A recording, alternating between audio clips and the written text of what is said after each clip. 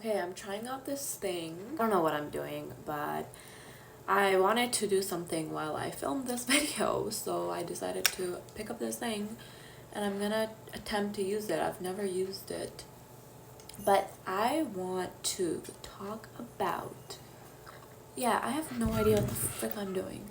It's okay. I want to talk about advice I would give to women in their 20s. I am currently 25 years old. So in a way, I'm kind of talking to my past self and my future self because I know when I'm 30, I'm going to look back at this and I'm going to be like, wow, like this advice still holds. It's still stuff that I would continue telling myself. So I really hope, if you need a little break, just spend some time with me, grab some tea, grab some water and some popcorn and make some notes. I have always found that whenever I'm listening to someone, especially in long form like this, making notes is such a good way to retain that information.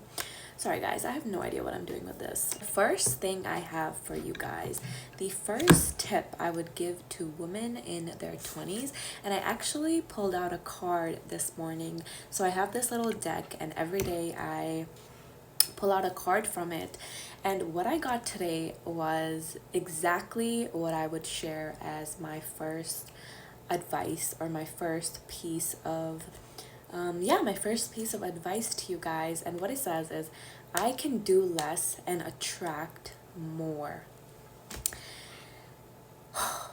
Just take that in.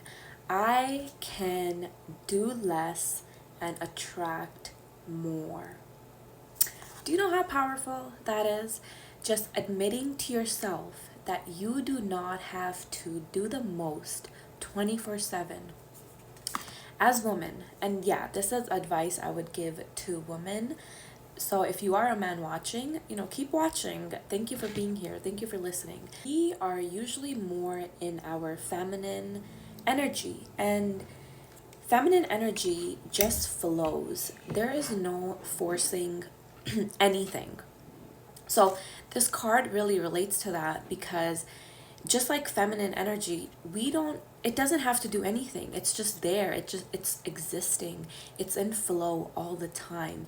You don't have to chase after anything. Have desires, have goals, have visions for yourself. Work towards those things without chasing. We're not chasing. It's not chasing energy. In a corporate job, you're chasing the next position, the highest position. That's not what I'm talking about. I'm talking about chasing the experiences. This actually leads perfectly into number two. Number two advice I would give to women in their 20s, advice that I wish I had heard before, but it's to chase experiences rather than chasing money. I know money is something that we need in this society to thrive and, just to survive, let alone thrive, just to survive. I really want you to figure out why you are doing what it is that you are doing. And this is actually an activity that I do with all of my students when they enter any of my programs. I always have them do this activity. So if you are journaling right now, perfect, do this activity with me. It is going to change a lot of things because it does truly start with doing that inner work, with doing the thing that is not normal to you. This is actually another piece of advice I would give you is do things that are uncomfortable. This is such important advice. Do things that are uncomfortable because that is where your growth lies. I wish someone had told me way before I started doing my self-development, doing just mindset work, my inner work. I wish someone had told me to start sooner. So if you need to hear this right now, I hope you're really taking this in. But the activity is, I want you to write down why you are doing what it is that you are doing. If currently you go to a 9 to 5 or you have a corporate job, why are you doing that job? It might be because you want to provide for your family. Now, the next thing I want you to do underneath that is why? Why do you want to provide for your family? Why is that important for you? So really journal on this. Pause this video if you need to, but think about this. You know, you have to, especially when you are doing your own thing, when you are doing stuff outside of the norm, you have to ask yourself these challenging questions, because once you know your deep why for doing something, then you can begin to take action towards those things. But if you don't know why you're doing what you're doing, it's a very stagnant energy. It's a very, like, you feel stuck. You're not able to take action because you don't have a purpose. You don't know why you're doing what it is that you are doing. Why are you going to chase that dream of making $1 million? Why is that important for you? What does it even mean for you? So write that down. If you're journaling, write this down. That's the next question. Now, the next part is the same thing. Why? Why do you want to provide for your family? What does it mean for you? Does it make you feel a type of way? Does it make you feel good? Does it stress you out? What's your purpose? What's your purpose for providing for your family? So let me actually give you guys my example. So my example for why I have an online business is because I want to be able to travel, but also do whatever the frick, careful there, do whatever the frick that I want to do. I do not want to have anyone else outside of me dictate and control how I live my life. So that is just like such a huge belief for me. Like, it's just such a huge thing in my head. It's part of me now. It's who I've become. I never want someone else telling me what to do. So therefore, I can never do something like that again. And that's why I'm so passionate about what I do online, because it gives me that freedom to be able to do whatever the frick I want. So my reason for starting my online business is to have that freedom to do whatever I want. Now, again, going deeper, why? Why do I want that freedom? Because it makes me feel good. And when I was first writing all these things down, I did not know what feeling good meant. You know, why? Like, freedom, like, what does that even mean? Once you know your why and purpose, and you ask yourself this question every single day, taking action is actually going to be the easy part. Okay, we're gonna give this another try because I'm not liking how my hair is right now. Is that even hot? I don't know.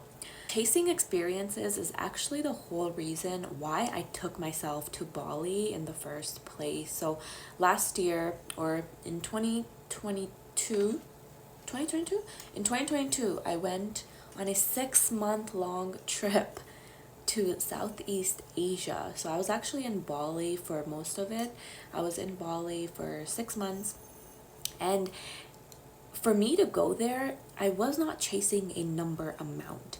I was not chasing, I want to make this amount of money and then I'll go to Bali. No, I was chasing what it would be like to be in Bali, living my best life, creating the life that I want, because essentially, that's what I want. I want to be able to work from anywhere and be surrounded by incredible people doing incredible things.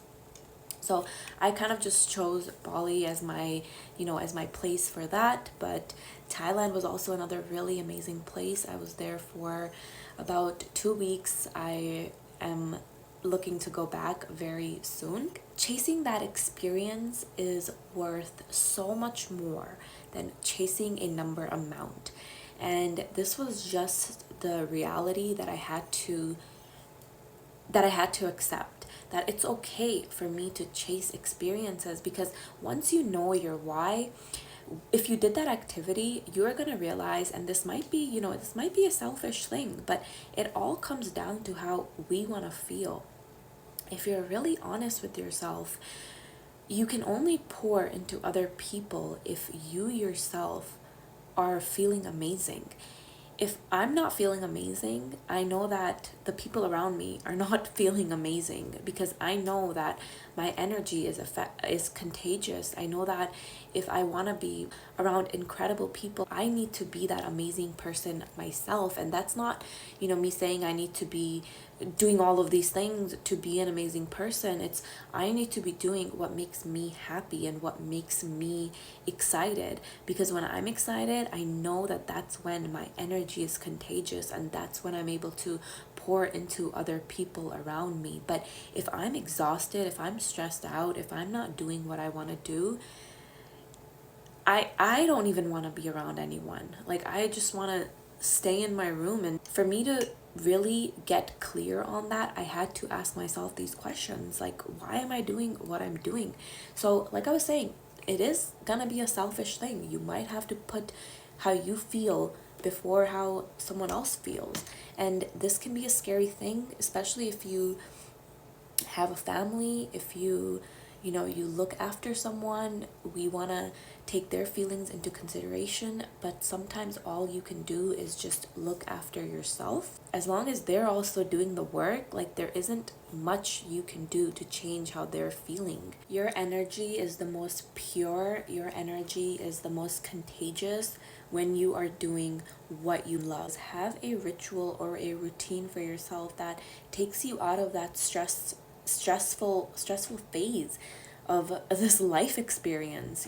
Go on a walk. And this again also leads perfectly into my next piece of advice that I have for you guys, for women in their 20s, and that is ignore my hair. I don't know what I'm doing at this point. I'm probably gonna end up frying all my hair. Let's see, maybe the end result, maybe something will happen here. I don't know. Take yourself out. Something as simple as taking yourself out on a walk. So this is something that I started doing last year for myself, and it's really improving a lot of things in my life. A simple walk, it gives you the opportunity to be outside of your head and be more like, if you can put this into your practice, into your daily routine, take yourself out on a walk and just be present. What I don't understand is people who go on walks but they're on their phone or they're talking to someone. Like, that kind of, in my head, defeats the whole purpose of going on a walk, because to me, going on a walk, it's a meditation for me. It's me being present with myself. It's me being there for myself. It's me working on myself. Like, what do I need? If I'm constantly worried about what other people need, if someone calls me on my walk, like, I don't pick up, sorry, unless it's an emergency, of course. But if someone calls me, it's like, no, like, this is my time. Sometimes you need to be selfish like that in order to show up for those people. It's crazy, because if I don't take that time for myself, I am going to not be a happy person. But if I'm taking that time for myself, I'm in a better mood, and I can welcome more pleasant conversations, and I can just be a pleasant person and be there for other people if I'm 100% there for myself. Guys, this is going to turn into one of those videos where the before of my hair probably looks worse than the after. I mean, the after probably looks worse than the before. Like, what am I doing right now? I don't know.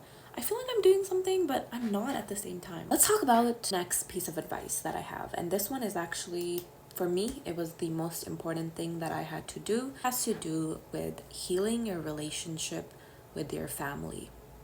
Now, I am from an immigrant household. Not only that, I am the oldest daughter in an immigrant household.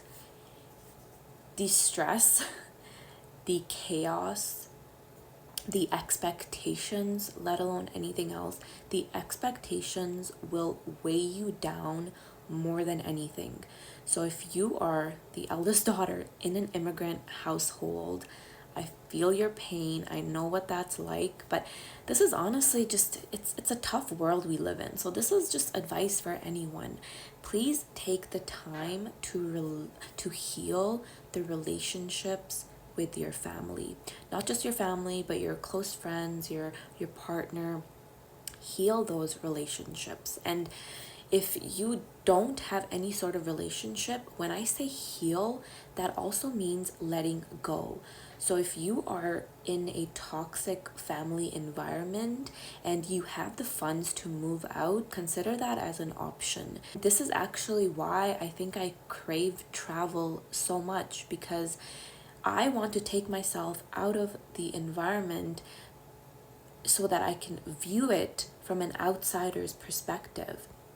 That is how I approached this huge obstacle, which in my life is healing that relationship with my family. Being the eldest daughter, there's just so many expectations. You are basically expected to be a leader for your parents, for your siblings, being that role model, especially when my parents moved to Canada and I think I was 6 years old.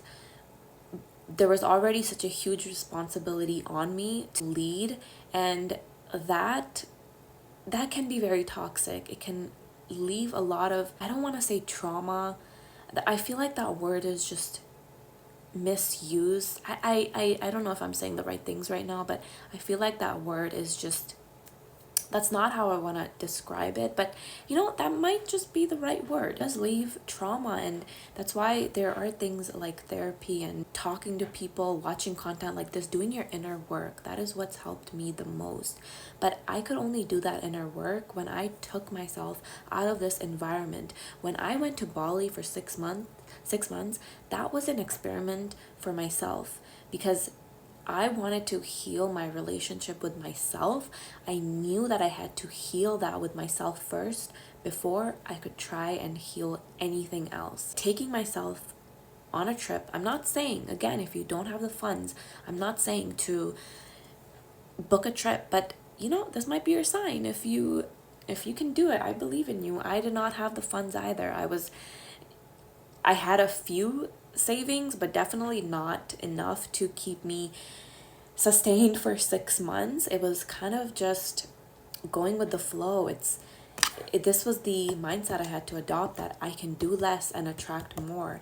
I went without having savings for 6 months long, but when I was there, I was still able to work, and that's why I love having an online business so much, because it all depends on how much work I put in it. So when I did go to Bali, I wasn't working, because that was like my first trip anywhere alone. There was just so much new information to take in, so many new energies. Being in Bali is one of the most healing things ever for me. That's how I felt.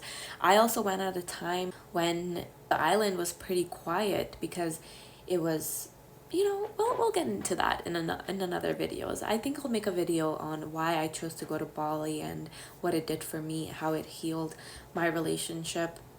It sounds so cheesy, because I know Bali is kind of viewed like the influencers world, but there are so many good parts of it as well, and it's all about your perception. Like, I went in to that trip with an intention, which was to figure out what I wanted to do with my life. And again, that's also cheesy. It's like trying to find your purpose, but that is how I viewed it, and that's what I had to do. And now looking back at it, I'm so glad that I did that for myself. It was one of the best decisions I have ever made. But I had to do that for myself. I had to heal myself with inner work before I could come back and have those difficult conversations with my family. There's so much more I want to add to this video, so many more incredible tips, but I'm afraid that's all I have time for today. So if you guys enjoyed this video, please give it a like. If you watched all the way till here, let me know in the comments what your favorite thing to do alone is. What's your favorite thing to do alone?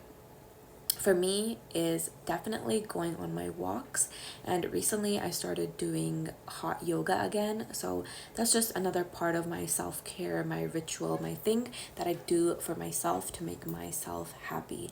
What is that thing for you? Please let me know in the comments, and make sure you like the video so that I know you guys are enjoying my videos, and I'm just having so much fun making them for you. So I am gonna try to post a video Monday, Wednesday, and Friday. Energy, I don't know if you guys can feel it. The energy just seems to be flowing, and I'm in a flow right now. So I'm just gonna accept it, and I'm gonna take in whatever comes in. Thanks for watching, you guys, and I will see you in the next video.